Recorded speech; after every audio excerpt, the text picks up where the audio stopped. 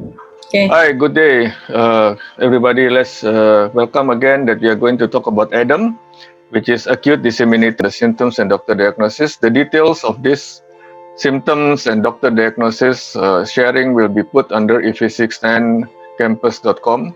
So whatever that we are going to share, part of the series that we are going to have for the next few months on Adem, that Linny is going to share from the beginning of her journey with her daughter until today, are going to be captured in the if610campus.com. So please visit the informations in the if610.com and also our Instagram.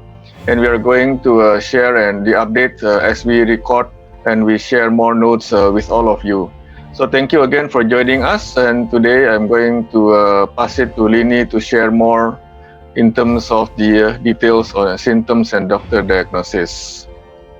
So, Linny, I will pass the time to you.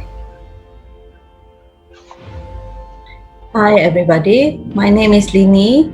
Today we're going to continue about talk about the ADEM symptoms and doctor diagnosis based on my daughter's experience. The first is we're going to talk about the symptoms. First complaint that she feel she could not control her legs for a few days. Then after 2 days, she could not move her leg. At the point of time, she did the MRI. She could not talk clearly, and she could not control her body. The means like the whole body, start from the neck up to the legs. So, Linny, when you mentioned the first complaint is could not control her leg, did she feel any pain at that moment, or she just wants to move forward, she cannot move forward? How was the situation actually? She feels, I believe it was pins and needles, but she just saying it was itchy, the whole body. And yeah, when she want to like, for example, lift up her hand, she could not control. But when she doesn't want to lift up her hand, then it's just like automatically. So yeah, it's like she really cannot. So when you say her leg is both legs or just on the right, on the left, anything? Everything, yeah, both legs and legs. both hands.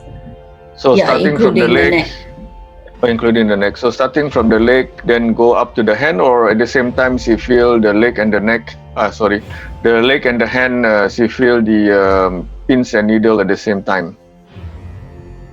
It was like sometimes on the leg, sometimes on the hand. Sometimes on the body. She can't really point out where is the exactly. So when she start to feel this tingling feeling or itchiness, so within 2 days after that one, she cannot move her leg. Is that what you mean? Yes. Yeah. Okay. And just now you also mentioned that when you brought her to the MRI, she already could not talk clearly. So how long was from the time that she cannot move her leg to the time that you brought her to MRI? I think 1 or 2 days. Wow, that one is really talking about a matter of days, not even 1 week or so. Okay. Yeah. And, it's very fast. Okay. And at that point of time also, you already brought her to the doctor, right? That you mentioned earlier in our first session. You brought her to the pediatric. Yes, correct. From the pediatric, then we brought her to neurologist immediately. Then we straight away go for MRI. Okay. Well, thank goodness you did it very fast, within days. And do you have anything to share on this before we move to the doctor diagnosis? Anything else that you think is the audience need to know, at least especially when we are talking about this kind of symptoms within days? Perhaps there are some other tips that you would like to put the parents or even the individuals also be aware of at this stage.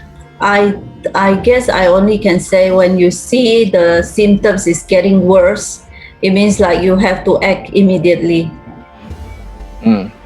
I think it's not only getting worse, but something that is very strange, right? Because it's not normal when you want to control, you want to lift up your arm, you cannot lift up your arm, but when you just want to keep quiet, reading a book or watching TV, suddenly your arm move by itself. Yeah. By itself. So I think, even though we might, I think in brief, you mentioned that it's like we cannot take this kind of uncommon symptoms or uncommon things happening in our body lightly. Yes, exactly. Whether it is Adam or whether it is maybe other things as well. Yes, yeah. What I mean is like from the day she complained, it looks like the symptoms are getting worse.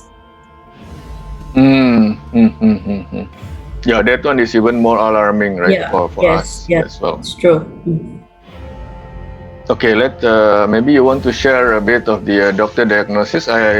We didn't capture a lot of points, audience, but I would like let Linny share more details rather than reading the slides. Yeah, okay. When that day after the MRI, the doctor diagnosis was it was a virus that inflammation in the brain. Then it takes time to recover.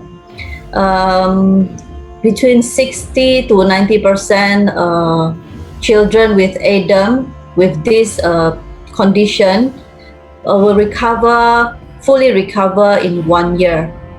But that time we don't know because the doctor said it depends on how the virus damaged the brain. Yeah.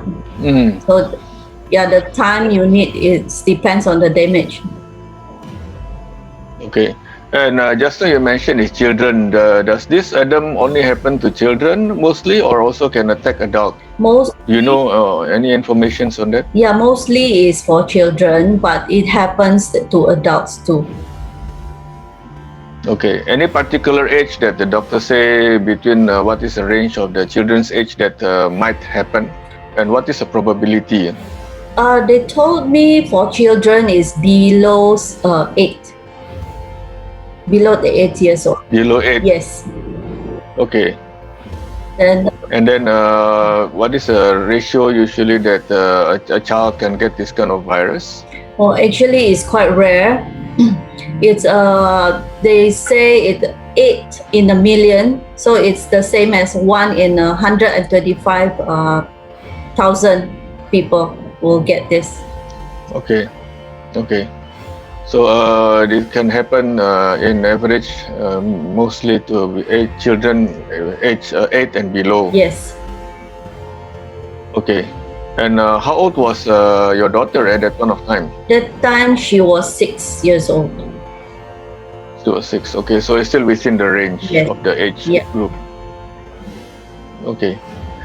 All right. Thank you, Linny, for sharing that. Is there anything else that you would like to recommend to the audience here in terms of how do you want to visit the doctor? What are the things that you need to tell the doctors? Because not all doctors might be familiar with this. Depending on, I believe, the experience of the doctors and as well as the country that they reside, or the knowledge or the information that the doctor receive. So, what is your advice when you visit a doctor, especially on those uncommon symptoms, the severity, and also the worsened case that you have seen?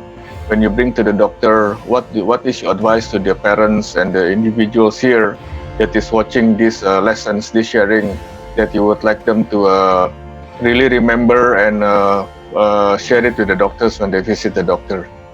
Okay, at that point of time, we totally no idea that it was the brain or the nerves problem.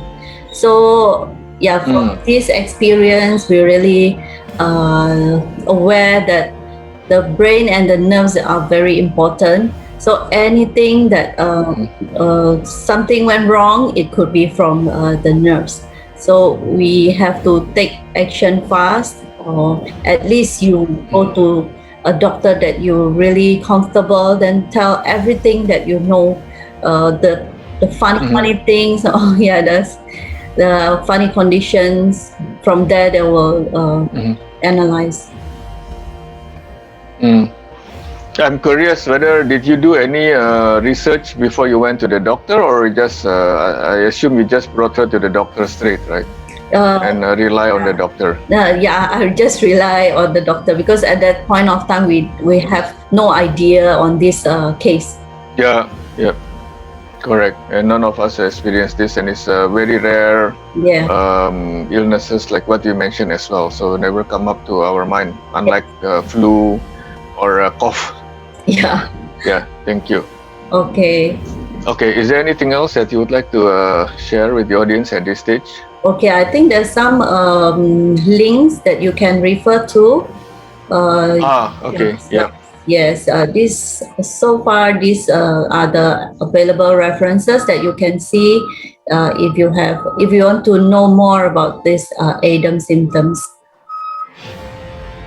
Yeah, That's all. Yeah, thank you. thank you.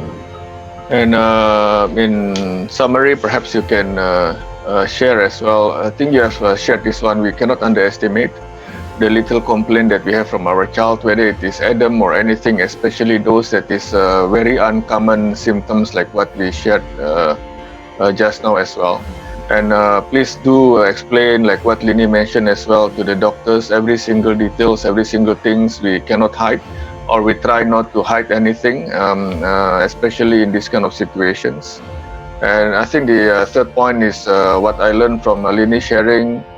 We never know what kind of virus does the child or our family members have at that point of time. So we also don't know in terms of the speed of the impact from the virus. As you can hear from Linny, this kind of uncommon things within days, a matter of actually within a couple of days, not only a week, but within a couple of days, the symptoms can be develop to more severe symptoms as well that impacting the other part of the nerve.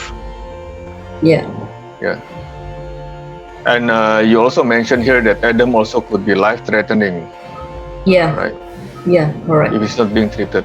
If the doctor can find that the virus was still in the brain, it could be life-threatening.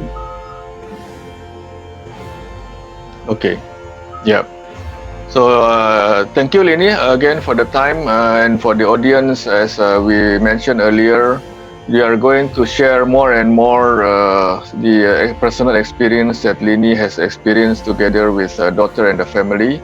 So this one is going to be like a few series that we are going to share in the next few months as we put down all the pointers and bring it to the sharing like now. So for all the update, we will put it again in the FA610 campus, and then from time to time we will put it both in Instagram that Linny has, which is under Iron Mama, as well as the one that my company FA610 Instagram that we are going to put. So please follow us in all the Facebook and Instagram for both Iron Mama as well as FA610 campus to obtain the update. At the meantime, thank you again for listening. And thank you, Linny, again for sharing and for your openness for us to learn, especially in this kind of rare illnesses that we need to know. So thank you, and then have a good day, everybody. And see you again in the next session.